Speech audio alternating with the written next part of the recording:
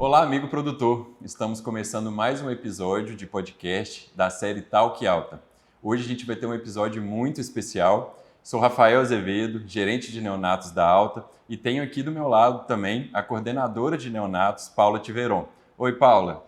Oi, Rafa, tudo bem? Para mim também é um prazer estar aqui hoje, até porque nós temos uma super convidada, né? Exato. Chego a ficar um pouco emocionado a falar um pouco desse episódio, que a gente vai ter a ilustre presença da professora Sandra Gesteira, que está aqui com a gente hoje, vai trazer um pouco da sua história com a parte de criação de bezerras leiteiras e vai trazer informações importantes para onde o produtor está indo, aonde que está o sistema de produção de leite e, sem dúvida, vai ser um episódio mais do que especial. Professora, seja muito bem-vinda. Muito obrigada pelo convite. Vai ser uma honra participar com vocês aqui essa tarde. Paulinha, querida, e Rafael. É muito bom estar com vocês aqui falando sobre um assunto que eu gosto muito, que é a criação de bezerras. Muito bom. Professora, para o nosso público que está aqui com a gente, conta um pouquinho para a gente, primeiro, né, quem que é a professora Sandra Gesteira, há quanto tempo que a senhora está trabalhando aqui nessa área de criação de bezerras leiteiras no Brasil, se a senhora já teve experiência também lá fora. Conta pra gente um pouquinho o resumo dessa história aí que tem com a criação de bezerras leiteiras. Rafael, são muitos anos trabalhando com medicina veterinária. Eu me formei em 1982 para 83 e desde esse momento eu trabalhei um pouco com gado de corte, alguns anos, com transferência de embriões, e depois eu fui trabalhar mais diretamente com gado de leite. E com gado de leite trabalhando com reprodução. E à medida que eu fui trabalhando com reprodução, eu fui vendo a necessidade de trabalhar também com criação de bezerras. Fui dar aula na escola de veterinária após 11 anos trabalhando no campo e direcionei minha linha de pesquisa para trabalhar com a criação de bezerras. E tenho aprendido muito com a literatura científica, com a experiência dos produtores, dos tratadores de bezerras, que sempre estão questionando e trazendo informações novas para a gente. E essa é uma área muito boa de trabalhar. Muito bom. E, professora, nesse tempo, né, a senhora passou por vários trabalhos científicos, né, já viu muita mudança nisso aí. Se a senhora pegar um panorama, né, na criação de bezerras leiteiras, se a gente olhar aí 40 anos atrás, é muito grande a mudança da mentalidade do produtor, da importância da criação de bezerras dentro da fazenda, do que era antes do que é hoje? Mudou muito, Rafael. Na época que eu me formei, as bezerras elas eram aleitadas ao pé das vacas. Nós não tínhamos tantas vacas tão produtivas e as fazendas eram pequenas. E as vacas ali iam para a sala de ordenha com as bezerras ao pé da vaca, e a gente tinha muito problema, tinha muita mortalidade de bezerras, mas a gente nem sabia muito bem o que fazer. À medida que a pecuária de leite foi avançando, a gente foi vendo onde podia melhorar e foi conseguindo melhorar as coisas. A produção se intensificou muito, os produtores no Brasil mudaram, uma parte dos produtores migraram para trabalhar com animais de raças puras, onde era possível aleitar as bezerras longe das vacas. Aí veio mudanças de instalações, veio mudanças de tempo de aleitamento, vieram mudanças na parte de sanidade desses animais, muita coisa mudou nesses anos todos. E a gente vê que, assim, antes a vaca ficava com o bezerro ao pé, tiramos a bezerra do pé da vaca, e pela frente aí nós vamos ter que deixar essa bezerra um pouquinho com a vaca. As coisas vão e voltam, né? E a gente está sempre aprendendo. Muito bom. Professora, você comentou que antigamente tinha um desafio muito grande com as mortalidades das bezerras, né? Atualmente, qual que é, para você, como você enxerga, qual que é o maior desafio da criação de bezerras? Continua sendo essa questão de mortalidade? Você acredita que já vieram outras frentes que realmente a gente precisa ter um pouco mais de atenção, já que evoluiu bastante, né? Paulinha, eu acredito que a gente ainda precisa trabalhar muito para reduzir a mortalidade.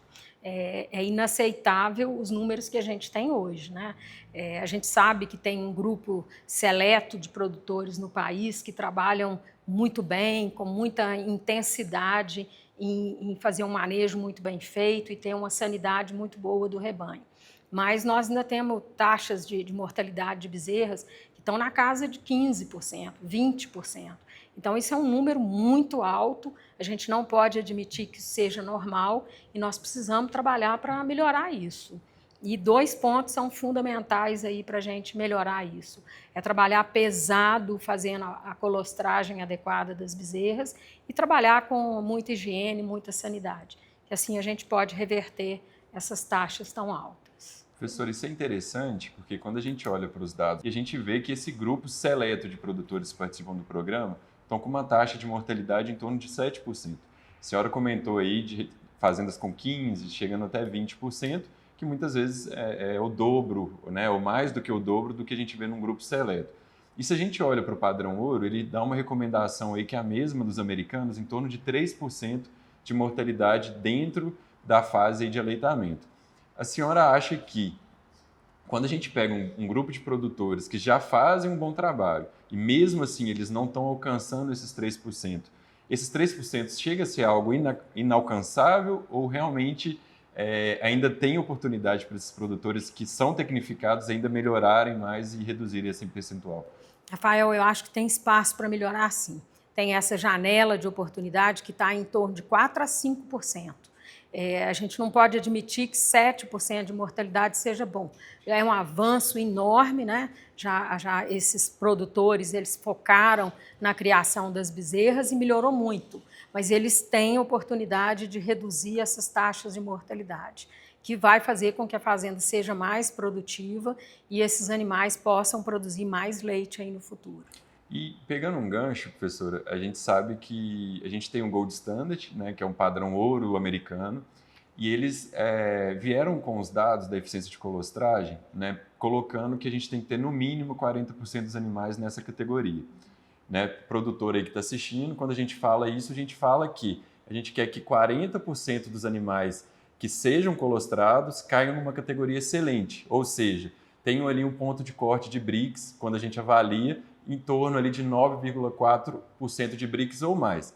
O padrão ouro em 2022 trouxe uma referência acima desses 40%, colocando que o produtor no Brasil deveria ter no mínimo 50% na categoria. E a gente olhando para o banco de dados, a gente já tem 63% no levantamento 2023 e 2024 de animais na categoria excelente. Isso mostra que os produtores no Brasil estão fazendo um excelente trabalho ou mostra que os Estados Unidos está pegando leve com os produtores lá? O que a senhora acha disso? Eu acho que as duas coisas estão acontecendo, né? Os nossos produtores estão focados em conseguir trabalhar muito bem com as suas bezerras, com esse valor alto aí de colostragem excelente, e que os americanos estão um pouquinho leve com a turma deles, né? Eu acho que a gente acertou na mão ao exigir mais, porque como é um programa que tem um benchmark muito interessante, a gente aprende com inveja com o número do outro produtor. Se tem um outro produtor que está melhor que eu quero chegar ali. Então, eu acho que isso é muito importante, muito bom.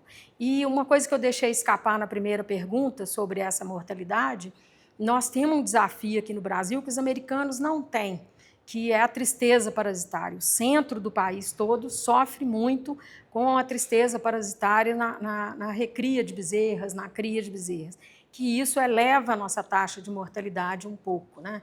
Esse desafio os americanos não têm. Então, nós precisamos de focar em melhorar, saber que nós temos esse desafio e passar por ele. Nós já passamos por muita dificuldade, conseguimos avançar, vamos conseguir essa também, sem dúvida.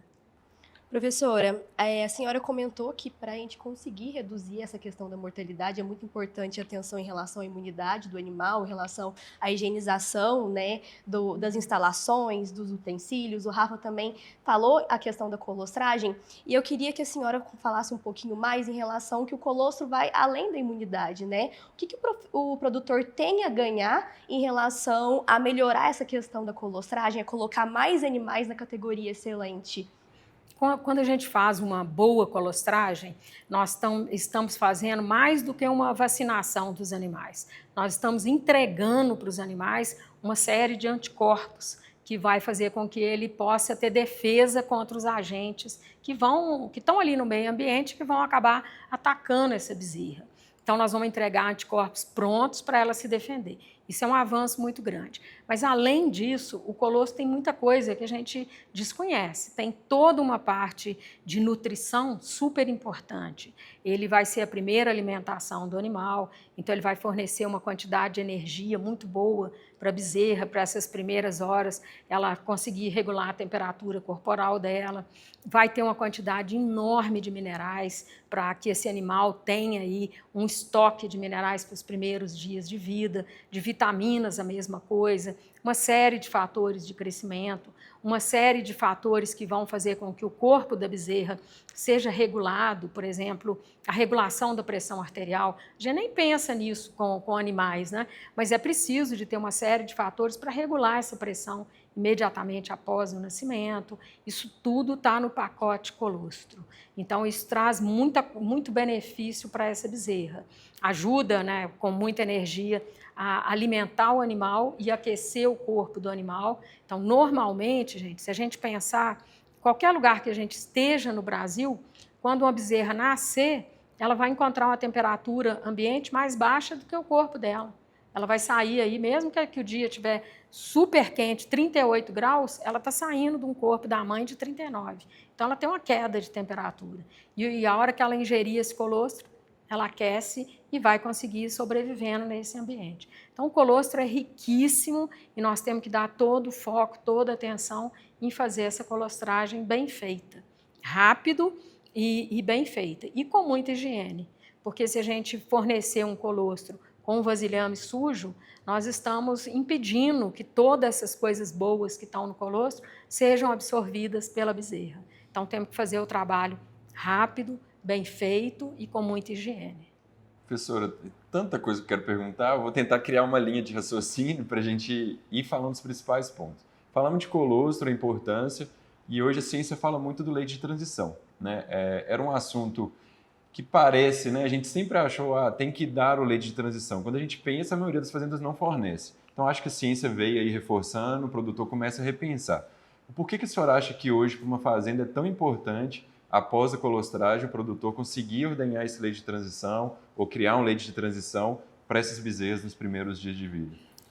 A importância dele é que a natureza, ela preparou o colostro, uma solução muito rica, como eu falei, em muitos nutrientes e muitos ingredientes, e a natureza preparou a bezerra, preparou a vaca para nesses primeiros dias após o parto, essa composição desse produto ir mudando de forma lenta, para uma adaptação do sistema digestivo da bezerra, sair do colostro, essa substância tão rica em nutrientes, para uma outra substância super importante, que é o leite, que tem uma composição nutricional diferente.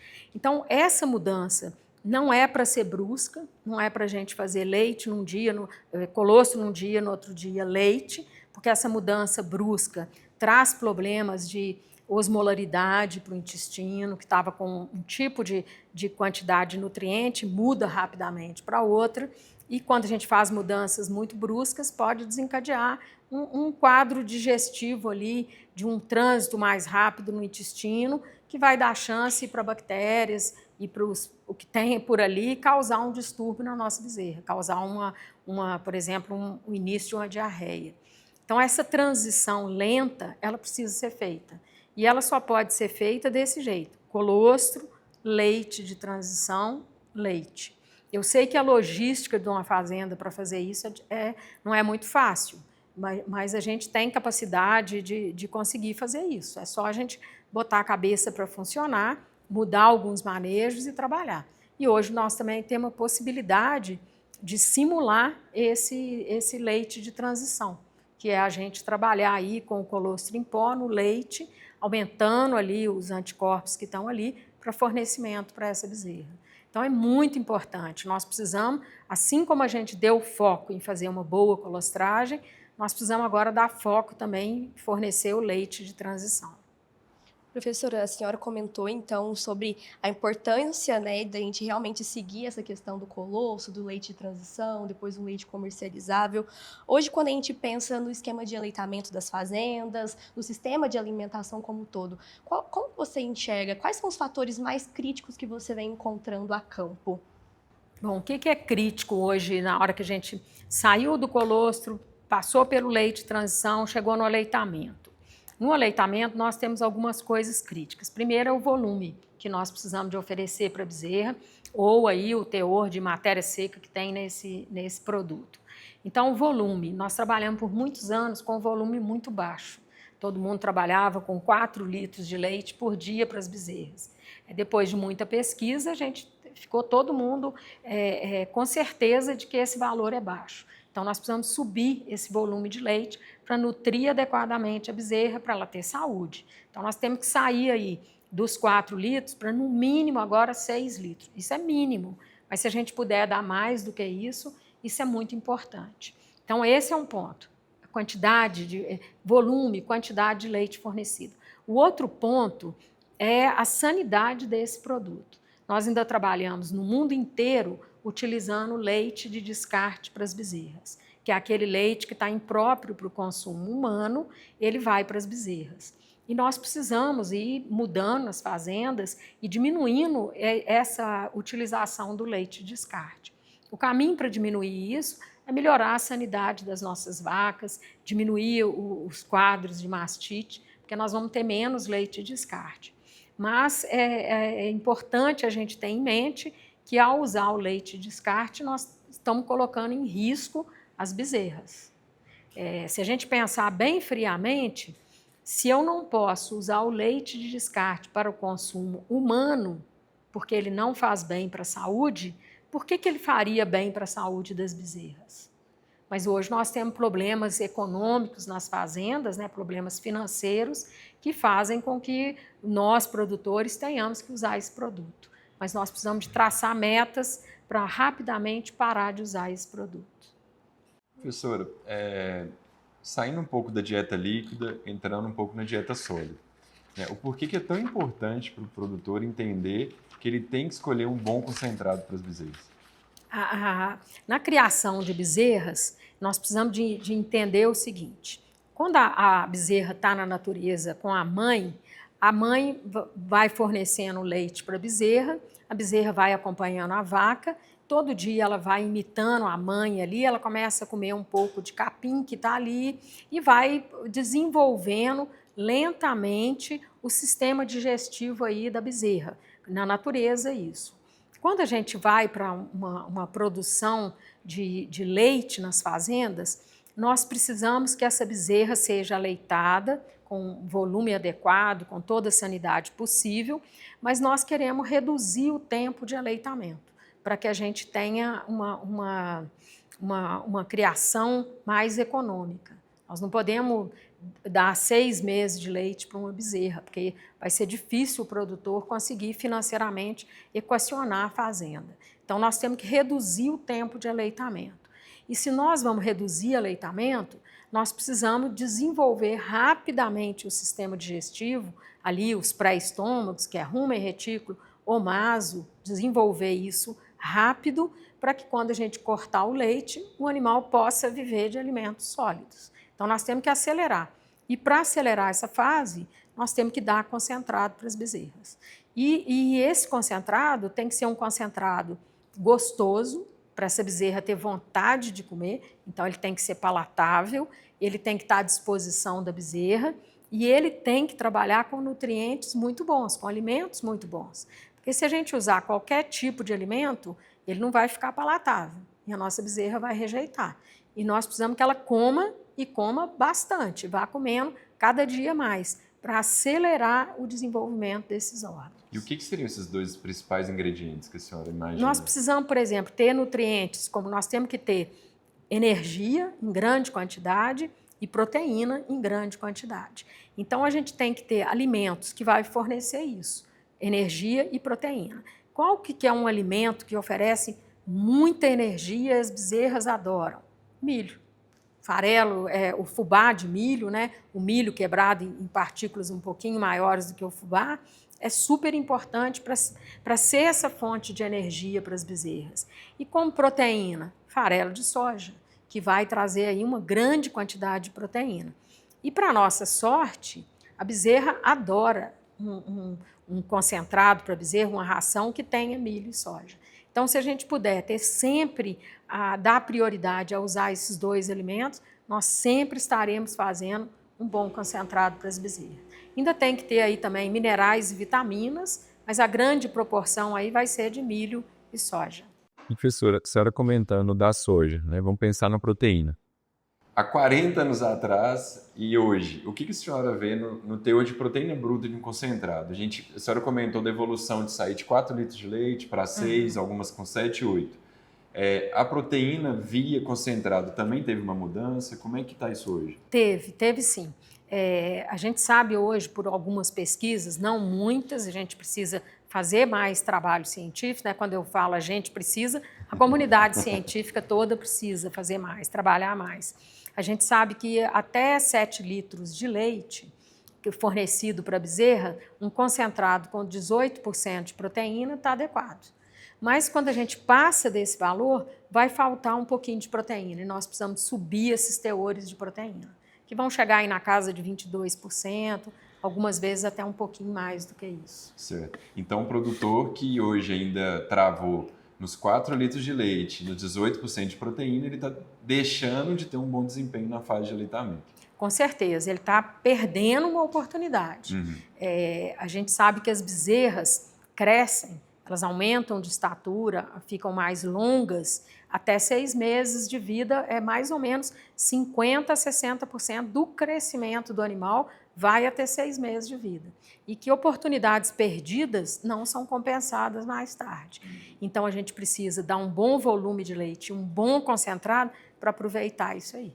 Sempre numa fazenda, aquelas vacas maiores, elas são as maiores produtoras também, porque elas são mais agressivas, elas comem mais, elas disputam alimento com as outras todas e acabam produzindo muito.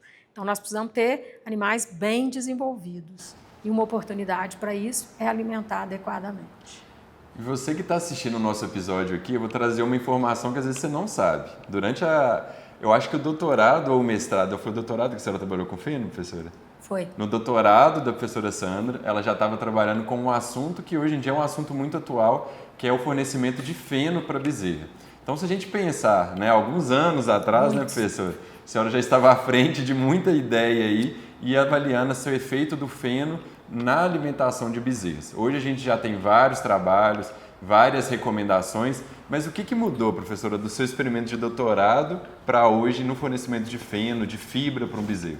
Durante muitos anos, acreditou-se que a bezerra pode receber leite e não precisa de receber um volumoso durante toda a fase de aleitamento, que ela não precisaria, porque esse volumoso ocuparia espaço dentro do rumen, impedindo ela de comer a ração, o concentrado. Então, por muitos anos, foi recomendado que não se usasse o feno. No entanto, esse é um animal que o hábito dele é de comer forragem. E muitas vezes a gente via, né, os animais, quando vão chegando ali por volta de 45, 50 dias, com fezes muito mole, às vezes tendo ali um estufamento, como o pessoal fala no campo, um timpanismo, e muitas vezes porque essa dieta não tinha nada que estimulasse a movimentação desses compartimentos, que estimulasse o animal de mastigar, de ensalivar, e aí a gente começou, né? Algumas pessoas no mundo afora começaram a estudar a importância de entrar com uma fonte de volumoso na dieta. A fonte melhor que a gente tem é o feno, porque ele é um alimento que está seco, que está ali fácil da gente estocar dentro da fazenda, e começaram algumas pessoas aí pelo mundo a pesquisar isso, de começar a colocar esse volumoso. E aí a pesquisa hoje ela mostra o seguinte, que é muito interessante a gente trabalhar com o volumoso, por exemplo, o feno, em partículas pequenas ali junto ao concentrado da bezerra e numa quantidade ali de 5% da dieta, que isso ajuda o animal a consumir mais alimento, melhora a saúde do rumen, melhora o desempenho das bezerras. Muito bom. Bom, nós vimos que o volumoso é muito importante, né, para a alimentação, para o desenvolvimento dessa bezerra. A senhora comentou bastante sobre o feno, só que no campo a gente encontra muito a dúvida. Eu não tenho feno, eu tenho um feno picado nessas partículas. O produtor pode utilizar uma silagem de milho, como por exemplo, professora? Eu acredito que possa sim, Paulinha. eu até aconselho isso, naquelas fazendas onde a gente não tem a possibilidade de comprar o feno, mas tem a silagem de milho ali ou a silagem de sorgo, que a gente pegue um pouquinho dessa silagem e ali por volta de 30 dias de vida da bezerra, a gente comece a colocar uma mão, independente da mão de quem for, vai ser sempre uma quantidade pequena, misturar ali no pote de ração da bezerra para ela começar a ter acesso a tamanhos de partículas maiores, uma fibra para fazer essa movimentação do rumen. Então, o ideal seria trabalhar com feno, um feno de boa qualidade, com partículas aí de 5 centímetros, 7 centímetros no máximo e 5% da dieta. Mas se a gente não tem isso e tem silagem de milho, vamos trabalhar com silagem de milho. Se for de sorgo, vamos trabalhar, mas sempre numa quantidade pequena, para que a bezerra continue a comer mais concentrado e ganhe mais peso. Professora, a gente saindo da dieta sólida vem a fase de desaleitamento, né? O produtor, às vezes, ele estende muito isso, o desaleito animal muito velho, em torno de 90, 100 dias, às vezes ele faz isso de forma errada. Qual que seria a sugestão da senhora para o produtor na hora de desaleitar? O que ele tem que preocupar? Qual a melhor forma dele tirar essa dieta líquida do bezerro, né, para ele ter um bom desempenho na fase de transição dele?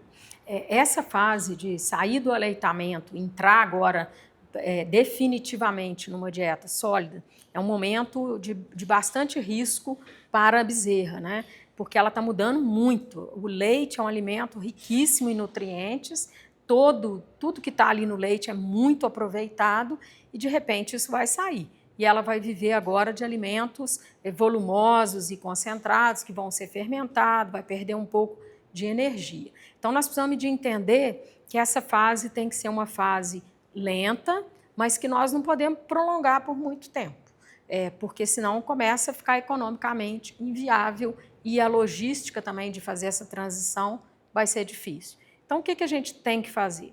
Todas as fazendas que estiver trabalhando com o desaleitamento lá para 100 dias, 120 dias, traçar uma meta. Vamos diminuir isso para 90 dias. Então, conseguir ver qual que é o peso que esses animais estão, traçar uma meta para chegar em 90 dias, por exemplo, né?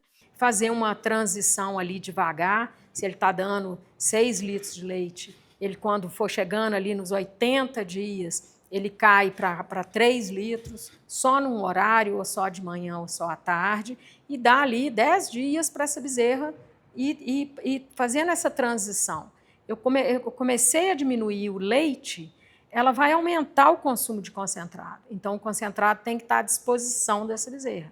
Aquele feno que estava 5%, ele continua sendo 5% e à disposição dessa bezerra. Então, fazer essa transição lenta e depois, quando a gente realmente acabou de fazer o desaleitamento, cortei o leite, o que eu tenho que fazer?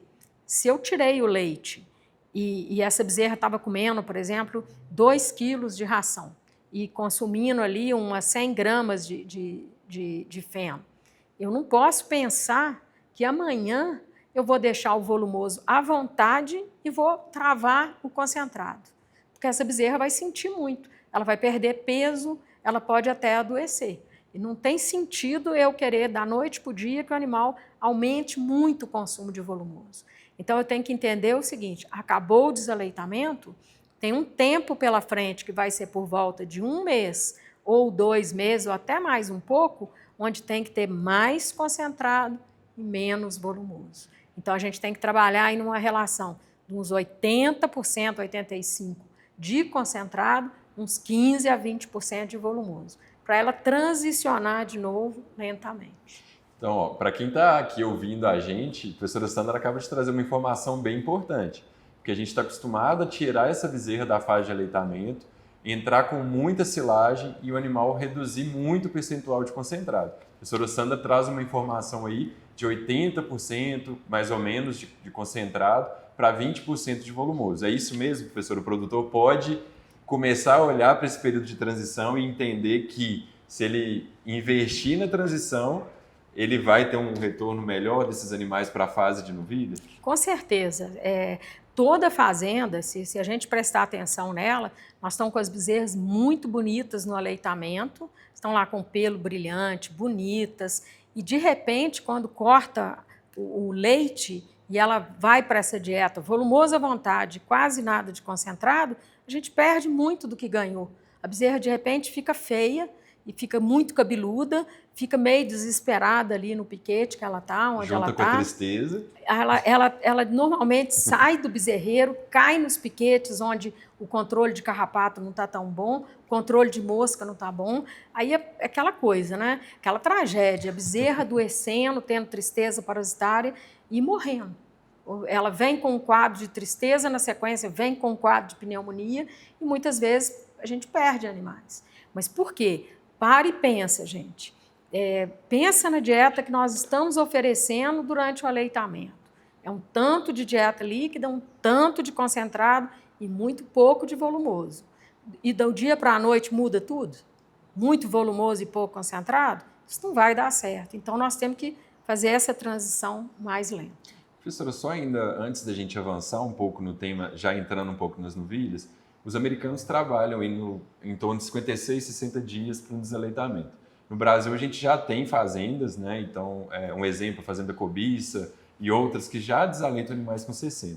Uhum. É possível para todos? É algo alcançável para todo tipo de produção? Qual que é a opinião da senhora para uma fazenda que sai de 90 para 60, por exemplo? É possível? A bezerra vai desempenhar bem? Vai desempenhar bem, mas o que vai depender muito, Rafael? Por exemplo, se eu estou numa fazenda onde é um confinamento total, a minha recria está toda fechada, eu tenho pouco desafio para esse animal. Esse animal está ali num compost barn, por exemplo, onde ele está na sombra, ele não tem carrapato em cima, às vezes tem mosca, mas muitas vezes controlado, e tem uma comida no coxo muito bem balanceada. Então, é muito fácil para essa bezerra, né, fazer essa transição e seguir tranquila pela frente. Mas quando a gente vai para um sistema semi-intensivo, no período principalmente de chuvas, que nós estamos iniciando aí essa temporada de chuvas, né? Os dias vão ficar muito quentes, muito úmido, aumenta a mosca, aumenta carrapato, e eu não tenho muito controle, às vezes, da dieta, eu acho que desaleitar muito cedo vai ser um desafio. Então, para a gente desaleitar mais cedo, nós temos que controlar um pouco melhor a situação.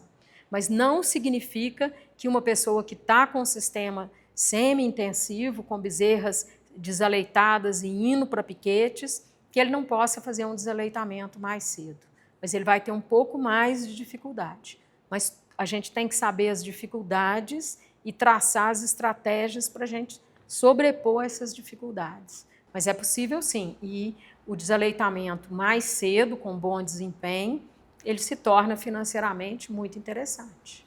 Só para trazer uma informação importante para quem está aí, né, escutando, lembre que quando a gente vai desaleitar um animal, tem 3 pontos muito importantes. Primeiro, o animal tem que estar saudável. Então, a gente vai evitar fazer outras coisas como mochação, vacinação, nesse momento do desaleitamento que a gente acabou de ver que é um momento muito estressante para o animal. Além disso, ele tem que estar consumindo aí, no mínimo em torno de 1,5 kg de concentrado por dia e ele tem que, no mínimo, ter dobrado o peso ao nascimento. Então, são 3 pontos importantes para a gente considerar antes de fazer um desaleitamento de uma bezerra, ok? Professora, entramos em novilha, né? A gente vê uma nova era das novilhas sendo confinadas. Isso aí trazendo vários benefícios e, ao mesmo tempo, trazendo várias dúvidas. O que a senhora acha que vai acontecer quando a gente pensa principalmente na questão da tristeza parasitária nesses animais? O que a gente está vendo acontecer, né? Tá muito recente fechar toda a recria no Brasil, né? O que a gente está vendo? Praticamente dentro dessas instalações fechadas, o desafio da tristeza parasitária ele vai lá embaixo. Eu não tenho mais carrapato, né? Tem mosca, que pode causar até um surto de anaplasma dentro da fazenda. Mas o desafio cai muito. Então, o que eu tenho que saber é o seguinte, quando eu estou com esses animais confinados, o sistema imunológico desse animal não está sendo desafiado por esses agentes, pelo anaplasma e pela babésia. Então, esse animal, se ele sai de dentro de uma instalação fechada e é julgado num piquete, é colocado num piquete onde tem carrapato e vai ter anaplasma e babésia, porque tem mosca circulando, ele pode morrer, porque ele não tem defesa. Então, o que nós temos que fazer quando fechamos a recria? Saber disso.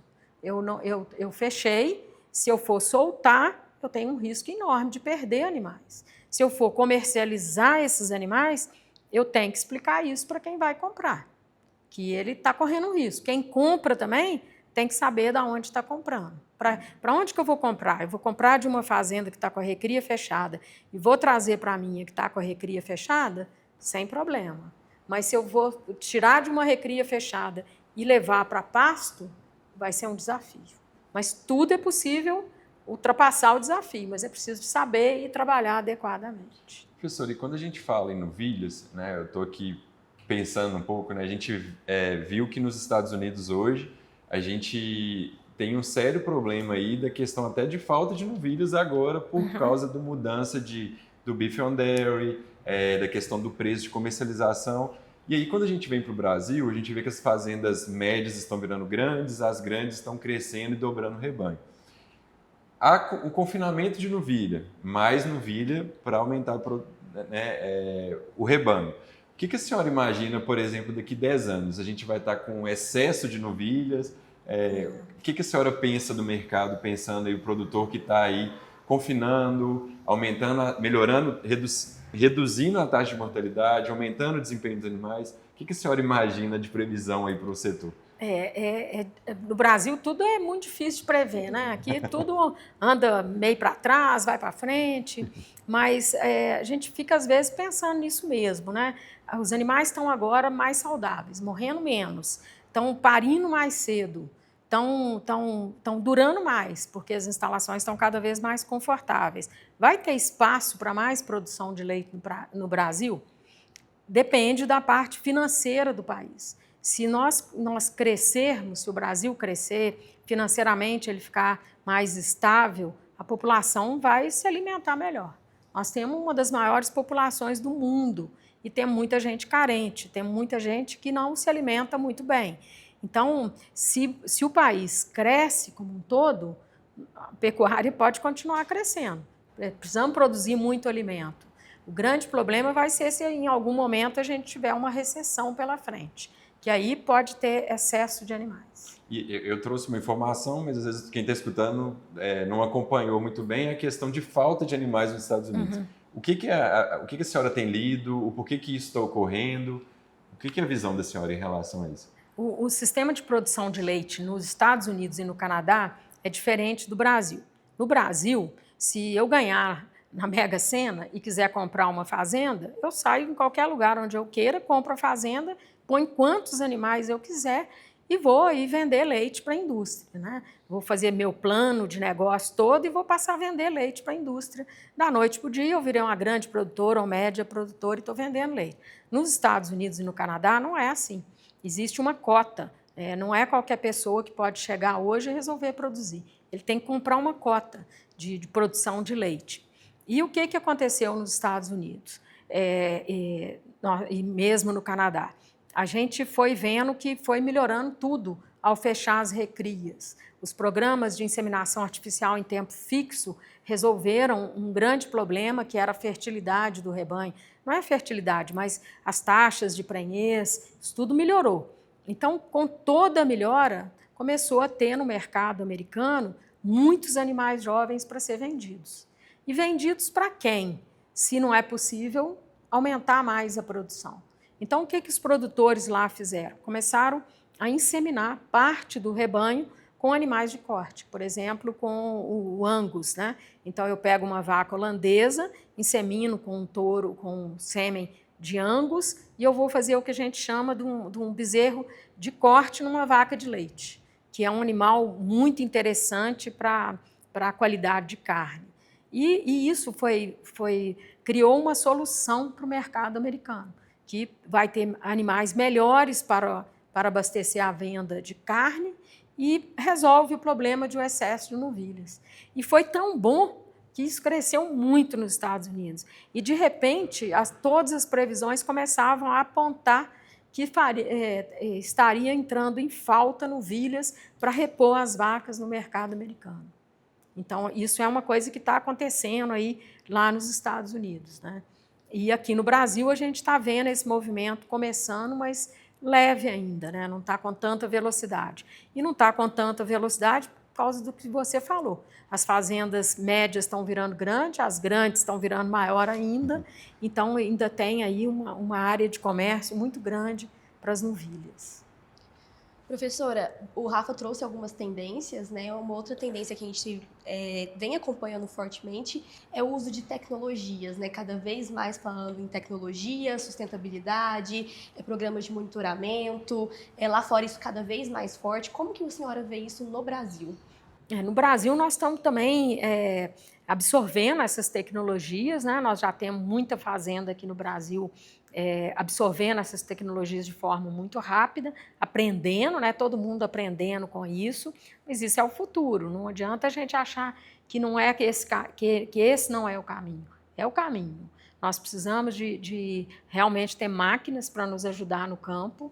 Então, hoje a gente vê, né, em muita fazenda já os robôs empurrando a comida para as vacas, já estão vendo a ordenha robô ampliando e estão vendo aí os sensores, né, que vão nos auxiliar a ter um alarme para nos falar, olha, esse animal aqui está diferente. Ele está diferente não dos outros, dele mesmo. Ontem ele estava de um jeito, hoje ele está de outro. E é preciso de alguém vir e olhar esse animal para que seja feito algum suporte a esse animal. Então, esses sensores vão nos ajudar demais.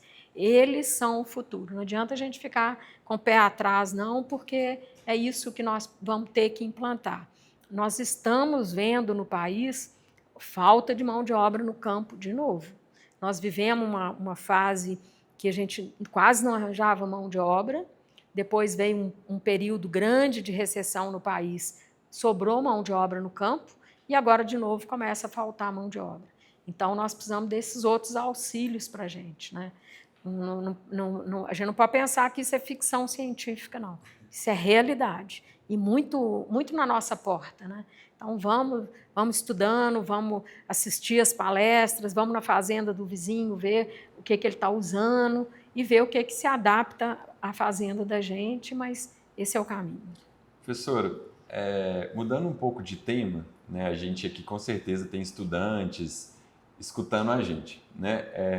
Senhora que é professora aí há muitos anos na UFMG, vem acompanhando a evolução de estudantes por vários períodos, já orientou várias pessoas, tive o prazer de ser a senhora me orientar durante o doutorado. Para esse estudante hoje, que está fazendo veterinária, agronomia, zootecnia, ainda está na graduação, o que a senhora traz de conselho para esse estudante frente a esse novo mundo que ele está enfrentando de informação, de chat GPT, de acesso a tudo muito rápido e às vezes ele se distanciando um pouco dos livros, dos artigos científicos? Se a senhora fosse dar um conselho para esses jovens que estão escutando a gente, né, o que a senhora traria para eles aí de conselho? Olha, você citou aí o chat GPT. Né? É uma coisa super importante, super legal, que a gente tem que aprender a trabalhar. Ele vai resolver muita coisa para a gente, como está resolvendo, mas ele não vai substituir o seu cérebro. Não adianta eu pensar que ele está ali ao meu acesso, mas se eu não souber usar, não vai adiantar nada. E se eu não tiver um conhecimento também, eu não tenho poder crítico. Então, o que eu aconselho para todo estudante? Gente, um curso de medicina veterinária são 5 anos, né? Ou um curso de zootecnia, ou um curso de agronomia, vai todo mundo aí nessa casa de 5 anos. Aproveite esses 5 anos e estude, dedique, aprenda, crie um senso sobre aquilo que você está trabalhando, crie bases para você ter um poder crítico sobre o que vem pela frente. Então, o meu conselho para todo estudante, estude. O nome já fala, estudante, é para estudar. Para depois, quando você cair na vida, no campo, tudo ser mais fácil. Com conhecimento, tudo é mais fácil. Perfeito. E, professora, eu lembro na época da graduação, eu fazia muito estágio, né? Hoje a senhora tem visto que os alunos estão indo fazer estágio. Como é que está sendo esse envolvimento do estudante nesse mundo das fazendas? Infelizmente, muito pouco. A gente vê, por exemplo, eu não posso nem falar do meu tempo, que foi há tantos anos atrás, que é lá na época dos dinossauros, mas a gente não ficava, era férias, a gente não ficava, por exemplo, eu estudei em Belo Horizonte, a gente entrava de férias, já tinha estágio em algum lugar, e não tinha nenhum estágio pago, a gente ia com recurso da gente. A gente queria ir e ficar dentro de uma fazenda, queria acompanhar o que estava acontecendo no dia a dia. Acabava um estágio, queria ir para o outro. Nós queríamos aula prática, a gente brigava nas escolas por aula prática, porque isso é que vai dar realmente o conhecimento que a gente precisa. Infelizmente, o que eu tenho visto? Os estudantes vão adiando ir para estágio. Vão adiando, e vão pela primeira vez, às vezes, para um estágio, lá no estágio curricular obrigatório, que já está lá no final, na hora de formar. E quando ele faz esse estágio, muitas vezes ele descobre que não é aquilo que ele quer. E aí ele começa a ficar perdido, fica um pouco com medo do futuro. Então, eu acredito que o estudante entrou na universidade, começa a fazer estágio. E fazer estágio em áreas diferentes. Vai na suinocultura, vai na avicultura, vai no bovino de leite, vai no bovino de corte. Todas são experiências importantes, com a clínica de pequenos animais, mas faça estágio, que isso vai te dar muita bagagem para o seu futuro profissional. Professora, e pensando no produtor que está nos escutando, né? Visto aí que a gente está vindo cada vez mais uma tecnificação, cada vez mais o produtor tendo que ser mais eficiente, porque as margens cada vez menores, né? A senhora deu conselho para os estudantes, eu gostaria que você desse um conselho para os produtores que estão nos assistindo, nos escutando. Bom, os produtores, eu acho que a primeira coisa que eles têm que fazer é anotar toda a despesa que eles têm dentro da fazenda, tudo. Tudo anotado, fazendo as contas de quanto ele está gastando, quanto ele está recebendo, para que ele possa ver onde é que ele precisa apertar. É igual gerenciar uma casa. Você tem um determinado salário, você tem que viver com aquilo. Então, a fazenda tem que ter todas as anotações. Ela precisa de ter todas as anotações financeiras, mas também as anotações sobre os animais, para saber aquele animal que está ali não está rendendo nada, está perdendo um tempo ali. Então, ele precisa ter um controle financeiro e um controle zootécnico dentro da fazenda. Com isso, ele vai enxergar melhor o cenário que ele tem na frente, onde ele precisa apertar a mão, onde ele pode investir, e ele vai ter um caminho mais fácil pela frente. Tocando a vida igual a música, deixa a vida me levar, leva eu, não vai dar certo, não. Então, tem que anotar tudo para a gente conseguir seguir em frente. Ouvinte, você que está vendo aí o nosso podcast, vê que a gente começou falando de bezerra, de colostragem, já fomos para quase uma autoajuda para o médico veterinário, para o produtor, mas a gente não poderia perder a oportunidade de ouvir a nossa ídola aí, né? A nossa professora Sandra falando um pouco e trazendo um pouco de conselho para você no dia a dia. Professora, a gente está encerrando aqui o nosso podcast. Foi um prazer imenso receber a senhora aqui. A senhora sabe o carinho que a Alta tem. A gente é muito grato por toda a ajuda, por toda a dedicação que a senhora tem de anos aí na área de criação de bezerros leiteiros. Um carinho enorme que a senhora tem com a gente, com o programa Alta Cria, com o Padrão Ouro. Então, muito obrigado, né? E saiba que a senhora é um exemplo para muitos de nós que estão aqui presentes na Alta, para vários que estão te ouvindo aí. Né? Se sinta sempre orgulhosa que a senhora já mudou a vida de muitos produtores, muitos estudantes, muitos profissionais. Então, a gente fica aqui a nossa homenagem e peço aí para a senhora deixar uma mensagem final para a gente encerrar, né, com muito brilhantismo o nosso podcast aqui com a senhora. Bom, primeiramente eu quero agradecer, né, por esse convite. Isso para mim é uma honra estar com vocês. Esse tempo todo que a gente está junto com você, há mais tempo que você foi meu orientado, eu brinco, meu desorientado. Mas é sempre muito bom ser parceira de uma empresa que visa o crescimento do seu cliente, né, que é o produtor.